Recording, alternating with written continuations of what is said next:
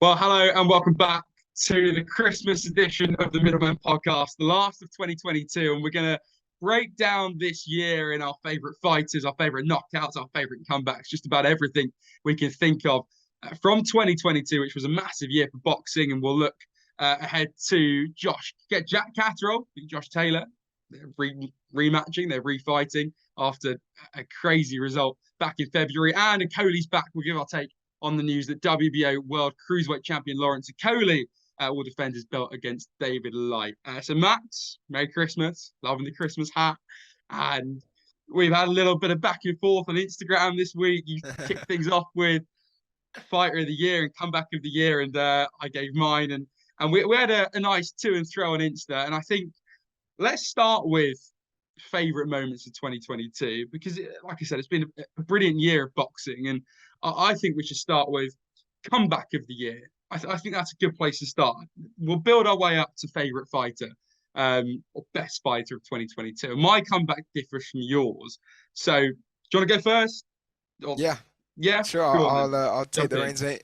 Merry Okay. Christmas, thank you. I'm in a festive spirit, in the spirit of giving good and bad takes all across this episode today. So starting with comeback of the year from 2022, I feel like there's no other contestant that suits this better than Jordan Gill versus Karim Murphy. Now, this was just out of absolutely nowhere. You just could not write this moment.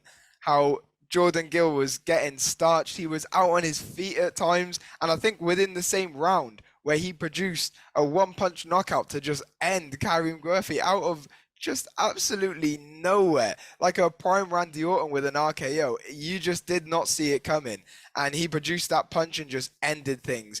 Hit Murphy flat, and he was finished. He could not get up. He was done. But for just the moment was so big because for Gill to produce that, he was on his way to another loss of his career. And we all know what one loss does to a person, to a boxer in their career. It's a long road back, even just Ask one. Catterall. Yeah. Exactly. So for him to produce that against all the odds in that kind of circumstance was just unbelievable. Like you just can't write it when he's on route to a loss and then produces what was a stunning knockout as well. One of my top five, top six for knockout of the year. It wasn't like a nitty gritty way to get the job done. It was a beautiful knockout as well. So to produce that, as I said, against all the odds, big up to Jordan Gill. That is my comeback of the year. I love a comeback in boxing. It's so like Rocky-esque. They are brilliant, and that's why I love the sport because, like football, like the World Cup final, when I claim, well, I got really in the moment. I was claiming to everyone that it's the best sport, and then you take a step back, and actually boxing is pretty up there with it as well. But I love a comeback, and mine has to be a fight that you name fight of the year. But I think Lee Wood retaining his world title against Michael Conlan was the comeback of the year because it was stunning. It was one of the most stunning comebacks I've ever seen in boxing. He retained his WBA featherweight crown, the gusty last round stoppage. It was something that was written in the stars, I think. It was in Nottingham on his home turf. He was dropped in the opening session. Then he was hurt throughout the bout. But he gave himself a fighting chance. And similar to the reason that my fight of the year, well, I'll go to fight of the year in a bit, but it's similar to the reason I picked my fight of the year. Um, I think Wood was momentous. I think he was brilliant. It was an unforgettable finish. Both fighters really went on the attack in the final 3 minutes. Neither gave up, but Wood, who was down and out in the first few rounds, had that shot within him that got Conlan on the ropes, and then the Irishman fell backwards, right by the press, right by the cameraman ringside, and landed in front of those seats. And for me, the spirit, the character of Wood, who was so down and out to come back and win that fight, comeback of the year. Yeah, as you said, Rocky-esque, and that is exactly why that fight is my fight of the year because the back and forth, even before the fight had started, you have Michael Conlan, proud Irishman, got obviously a massive fan base, who a lot of those fans even came to Nottingham to back him and show their support. So the arena, the atmosphere, I remember people just were lost for words who were actually at the event. Were just saying like the level of atmosphere this place is at is just nothing like they've ever seen before. So to produce a huge domestic clash like that, and then for what actually entailed in those 12 rounds was just mental. As you said, you couldn't write it. It was written in the stars. And it looked like it was going the complete opposite direction for Leeward, as you said, and I think that is why it really does fit comeback of the year bill well as well, because to be dropped the way he did with that overhand in the first round, to then slowly but surely fight his way, find his way back into the fight. Just think that you're a champion. He's stepping into your backyard. You have to assert your dominance and you get dropped in the first round. That is major character development, a major test of the character. So for him to just come back and then do what he did in the 12th round with that one punch knockout, oh my gosh. Well, it was like a 2-punch kind of knockout up against the ropes, but it was just that one short uppercut that turned his lights off. You saw like it wasn't just the fact that he knocked him out as well. It's like what he did to him and what ensued afterwards. How dramatic it was. How Conlon just flopped with his hands dangling down, and then to fall out the ring. Thank God he was okay. It was great to see that he was in good condition afterwards. And he wants that rematch again. And if they can do anything like they did in the first fight, then I say bring it on, because Conlon did fantastically in that fight. Just because the way it ended, let's not forget how well he fought. He dropped the champ and was beating him through the rounds. I'm not sure how it would have been if it went to scorecards, because I know Wood dropped him in the round beforehand, and that might have clinched it if it went to the cards for Wood. But unbelievable fight. For Wood to come back, do it the way he did, as you said, to retain his title on home ground. For me, that is my fight of the year. And it's so similar to my fight of the year. It wasn't an uppercut; it was a left hook from the boy. I mean, Your boy. Joe Joyce, I love. I'm a massive, massive Joyce fan. It knocks out Parker, stops Parker for the first time in Parker's career. He'd gone the distance, Parker, with AJ and White, but he'd never been stopped. And that's exactly what Joe Joyce did. And so similar to the fight we've just been talking about, in that it was so back and forth at points. And when you thought Joyce had it, Parker showed his spirit. And for me, it was a proper test of character, power, and patience. It had everything. A really old-fashioned slugfest. And Parker Joyce is my fight of the year. It's got a bit of controversy saying that. I know on Instagram, people were in my DMs saying that they enjoyed it, but it definitely wasn't. But for me, as a big heavyweight fan as well, it was that Joe Joyce left hook that won in the interim WBO title in 11 rounds after wearing down a man who, like I said, in Manchester or all over the world, but it was in Manchester. He'd never been stopped. It was just incredible for me. And Parker, he had his successes actually. He had those leading shots, his backhand right to Joyce's chin, and in the 10th there was a stoppage where Parker, I think, cut Joyce from memory, but then Joyce cut Parker as well. I think a round later or beforehand. It was such a close fight for the majority, whilst at the same time Joyce had that underlying sense of control. And in the end, he just slammed Parker. He really did finish it off in the end. And the lights went out, like you said, with the fight we've just been talking about. The lights just completely went out. And for me, it was fight of the year. Two massive, massive heavyweight fighters going at it toe to toe. And it was the slam of a left hook that bombed Parker's jaw and toppled him over. That, for me, makes that one the fight of the year. A sense of character from both guys. Neither of them are young fighters either. So that for me was fight of the year. And I think you have to agree, Max, whether it was fight of the year or not, it was an absolutely astonishing bout. Oh, for sure. That is what you want from a heavyweight contest, especially, as you said, none of these guys are old, but Joyce hadn't necessarily had a test like Parker, and it was quite a step up in competition for Joyce to go and face Parker, who had never been stopped. So then to do that against him was just such a statement. And I feel like Joyce since then has put the heavyweight division on notice. So, if you're a big as fan as you are from the heavyweights, then I don't see why that can't be fight of the year for you. Do you know what I mean? But when we are talking about this, I do feel like we have to shout out the women as well, because I don't want to just talk about the men. And because, before, I think I did like mid 2022 boxing awards as well, and my fight of the year for them was Taylor Serrano. So over the time of thinking, it had changed to Wood Conlon, but Taylor Serrano and Marshall Shields both if anyone told me that that was their fight of the year, I would shake their hand and say you can't really argue with that as well. It is just a matter of opinion and preference, and as we said, you love the heavyweights, and those are the big guys that attract new faces to the sport. So for them to have a non-title fight as good as that probably brought a lot of eyes to the sport. And that's what you want to see from those top guys. Even fight, close fight, and then obviously for it to be finished inside the distance. So fantastic performance for Joe Joyce. And as you said, Parker was no sleaze, he was no pushover. He was finding a home for those right hands. But Joyce finished it the way he wanted to, and yeah, what a fight.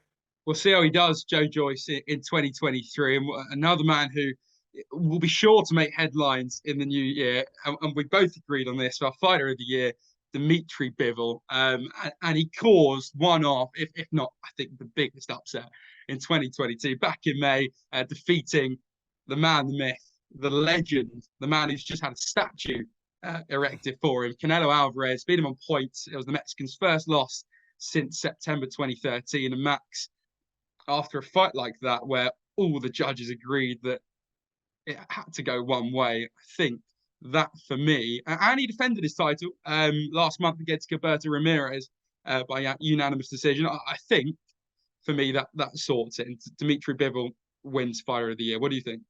Yeah, I'm with you on that. To beat, ever since the loss, people have been arguing about pound for pound top three, Usyk, Crawford, and Nui, but everyone was forgetting who was the face of boxing, who was the pound for pound number one before this year had even started. It was Canelo. Canelo was carrying. He was the top man. He was the man to beat. He had all the titles at 168 pounds. He tested himself for the second time at 175 pounds at light heavyweight. But Dimitri Bivol, our fighter of the year, was not having it. He was not an old Sergey Kovalev. He was putting it on Canelo, and you have to be already, even before his fight with Ramirez. I remember when we had Mighty Max on, and he said, he still needs to get a convincing win. This was before he fought Ramirez. He said he still needs a convincing win against Ramirez if he wants to solidify his position as the fighter of the year. But just beating Canelo already puts you in such a huge position for that. As you said, hadn't lost for how many years? 9 years, since his loss to Floyd Mayweather. The man is just unbelievable. You cannot deny it. You see a lot of Canelo haters online, but a win against him is extremely hard to come by. So for Bivol to do that, the way he did it, he didn't let Canelo get into the fight. He didn't let Canelo play to his strengths. Canelo was going for the power shots to the arms. Bivol was not phased. We've seen what those have done to boxers who fight at light heavyweight now with Callum Smith. He tore Callum Smith's bicep just by banging on that arm for 12 rounds. But Bivol is just simply built different. It didn't even slow Bivol down. He was shooting off combinations, never making it easy. Distance. He's got the size and the physique to be able to keep a fighter at distance. That's what Bivol is so good at. That's why he's such a special fighter, right?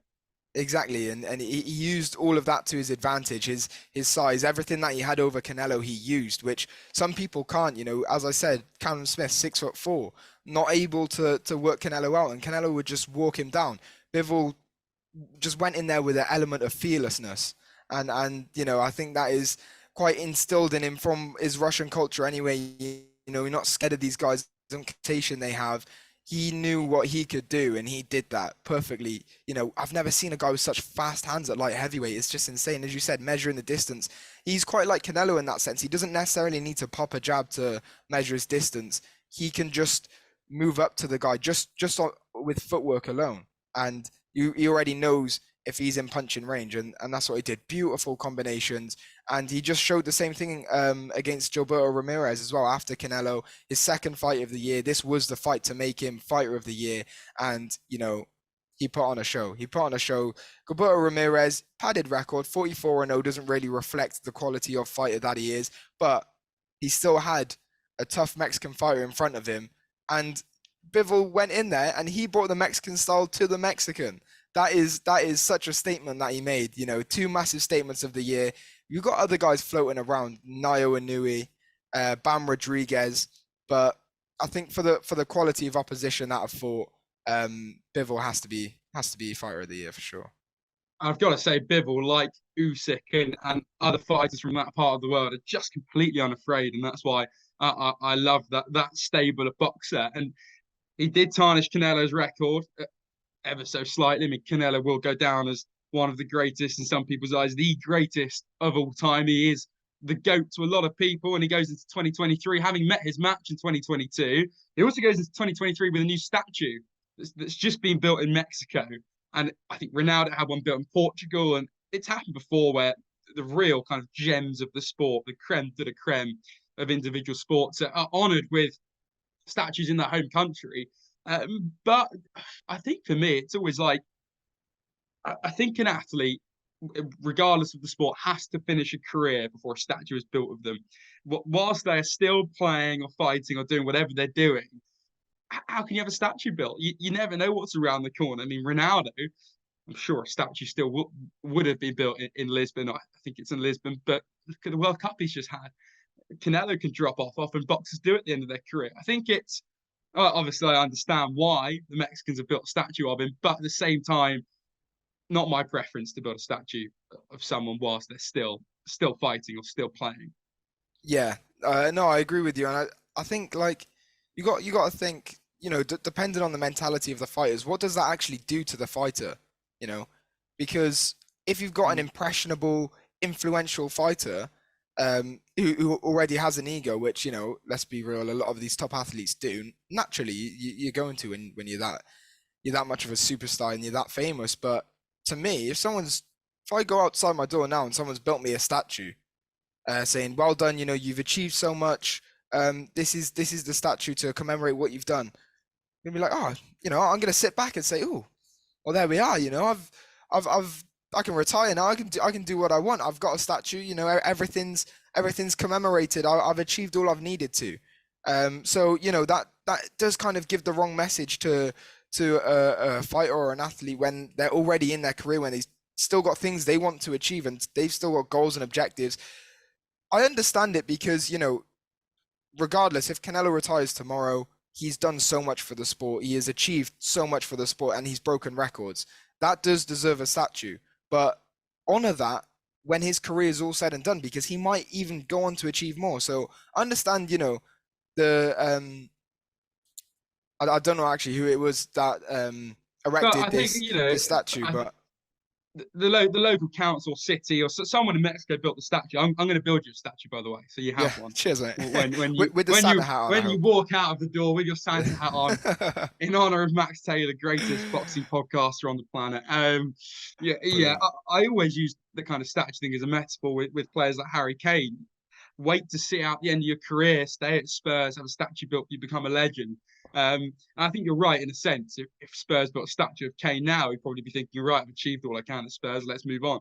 So, yeah, I get what you're saying. I think it's understandable, but a little bit odd at the same time to have it built whilst he's in the prime of his career. But at the same time, I guess you never know what's around the corner in life with anyone, regardless of whether you're a professional athlete or not. So why not honour someone whilst they're still there and in their prime to experience it, I think is probably the counter argument. Plenty of fights happening in 2023. Two big ones announced in the build up to Christmas. On the time of recording, two massive fights yesterday to the 22nd of December announced, with Jack Catterall rematching Josh Taylor in the new year for the WBO super lightweight title, being Glasgow again. It'll be in March. We all know what happened the last time with Jack Catterall. Controversial, I think it's fair to say, being robbed by Josh Taylor, who just was completely under par, completely off his game all evening. And whilst he lasted, obviously, I think there was some favourable decision making going on there. And then Lawrence Okolie fighting David Light of New Zealand. Light, who's unbeaten, I think 18-0, won a silver medal at the Commonwealth Games. So the guy has a record and he's clearly a decent fighter. But we'll start with Josh Taylor. Jack Catterall, a great chance for Jack to come back and claim, I think it's a WBO title. It's not an undisputed one. The Ring Magazine's in there as well for the super lightweight title. I think more than anything, it's a chance to prove that in the first fight, it was taken away from him unjustifiably, and he did deserve really to have won that fight. and almost a year on, we're going to get it again. It was a brilliant clash. How's Josh Taylor going to respond? Is he going to come out all guns blazing to prove that it was just a one-off night? Fascinating bout that we've got on our hands, Max, and one I'm really looking forward to. Very, very hard to pinpoint who will win. Yeah, no, we saw how close this fight has the potential to be, obviously earlier this year. Now you did touch on one thing there, how it's only for one world title, and I'm not going to make this too much about the sanctioning bodies, but this should be for all the belts.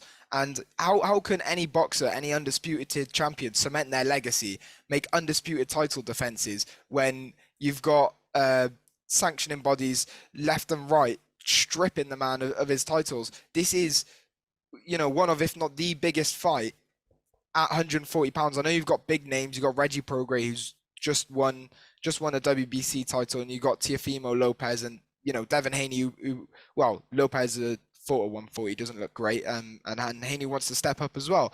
But we've seen how good this fight is. Josh Taylor is still the creme de la creme of the 140-pound division. To me, he's still the top dog. He got gifted a massive decision in the Jack Catterall fight. Some people like to say robbery. I'm very critical of that word. I'm very critical.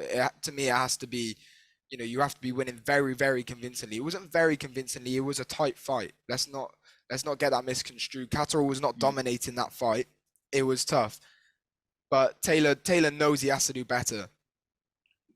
All I got to say about these two guys is the cojones on the pair of them is massive. Cojones on Josh Taylor to say, not to avoid Catterall. He could say, "Oh, that was a tough fight." He's jumped that hurdle now, and actually, you're right. Fair play to Josh Taylor for going back to that, knowing full well that based on the first fight, he might not win.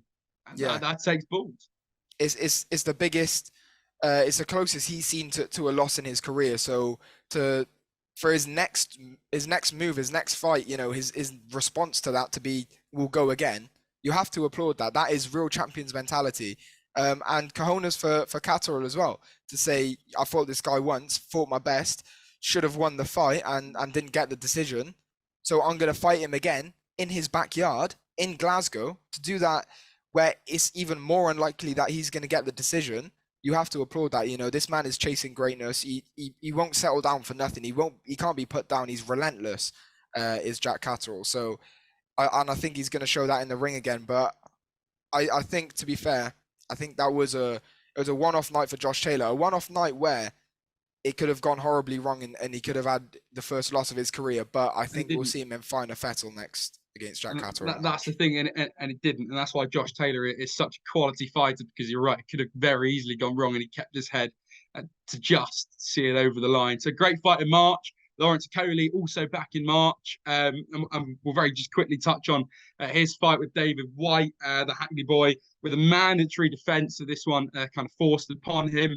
But quickly, in the cruiserweight division, British boxing-wise, it's screaming with talent. Chris Billam-Smith, I know it's desperate to bring that belt home to Bournemouth and get his name in there. Richard Riakporhe.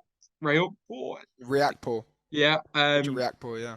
Yeah, again, quality fighter. He's taking on Glowacki on the Chris Eubank, Liam Smith card. So I think he's desperate to set up a title fight with Okolie. I think Okolie will come through this one. He hasn't fought in a year, though, because of Matchroom and Boxer and joining Boxer with contract disputes. And like we were saying just before we jumped on the podcast, perhaps he's coming out the winner of this, actually getting a fight at last. World-class fighter, Lawrence Okolie, as we all know. Brilliant story. From a guy that worked in McDonald's to a world champion. The guy is an inspiration to everyone. Great to see him back in the ring. Fan favourite of most British boxing fans, I'd say. Yeah, exactly. He has his own character, and he was a big character for Matchroom to have lost. And we don't know, we've seen bits and pieces across socials and in the media of what's kind of gone on with Matchroom and Okolie, but let's deal with the facts with what we've seen. We've seen Okolie leave Matchroom, join Sky Sports, join Boxer, and have a fight pinned down already. So, from that, looks like Matchroom might have been the problem, but apparently, Okolie was asking for a bit much. He was thinking he's a bit better than he was, maybe demanding too much. We'll world champion status might have gone to his head a little bit. But But you say that, but he's a world champion. Like yeah, he's got the world champion status. yeah, He's not someone pretending to be a world champion. Does he not deserve world champion treatment? he does, and he deserves everything that comes with that. But world champion status doesn't necessarily mean you are the hottest kid on the block. Mm. There's publicity, there's a lot of different things that goes into building a big fighter. And unfortunately, as much as I would love just for boxing to do the talking, world championship and a world title is only one factor in that. One factor in you being a big boxer. Of course he's got the fan base, and as you said, majority of the UK are behind him. But there are still other things that come with that. So I'm not sure if he was maybe overestimating himself, but of course you have to back yourself. Matchroom said they couldn't do it. They didn't want to do it for him, but obviously Sky Sports, Ben Shalom at Boxer, who would welcome a character like Lawrence Okolie, of course, take him in with open arms because he could be, as you said, they've got such a great cruiserweight stable being built there with Chris Billum-Smith, who fought Isaac Chamberlain and Richard Riakporhe, one of the faces as well of Sky Sports right now. So for Okolie to join the fray and almost join fights with those guys, if they keep on being able to prove themselves, that's an easy fight to make, because they're all part of the same stable, and Okolie's got the title, and these guys are going to be looking at him like, I want a piece of that. So depending on how their next fight goes, Billum-Smith obviously the other week with a statement win, top 3 for me, British fighters knockouts of the year, because that was just a beautiful combination that he had. So for him to go on to fight Okolie, why not? Let's see that. But let's see how Okolie performs as well, because as we said, a huge possibilities, endless possibilities at cruiserweight for the UK guys here at Sky Sports. Be really interesting as well to see if in 10 years' time that's Eddie Hearn's biggest regret. Right, really quickly, 10 seconds, because we're almost out of time. Okay. Santa's coming this Christmas. He gives you one wish for 2023. What's it going to be? Yeah. Just one. What? You get one? Spence versus Crawford. Got to be done. Banging. It's the fight to make. You have to do it. Right. I want England to win the Rugby World Cup. That's beautiful. I can get behind that as well. English, Welsh, she's got it all. That's it from the Middlemen podcast. Thank you so much for everything this year, all the support, for listening and subscribing, with everything you do on YouTube and Spotify and all the other streaming platforms. And it wouldn't be anything without you. Wouldn't be anything without you listening. So thank you so much. Happy New Year. Merry Christmas. Happy Hanukkah. And yes. From me, Noah, it's been an absolute honor and privilege this year, and can't wait for 2023. Exactly, guys. More years to come, more blessings to come, more guests, everything, more content, just a lot. The Middlemen are here to stay. As Noah said, happy holidays, happy Hanukkah, everything. Enjoy it with your family, stay safe, and we'll see you in the new year.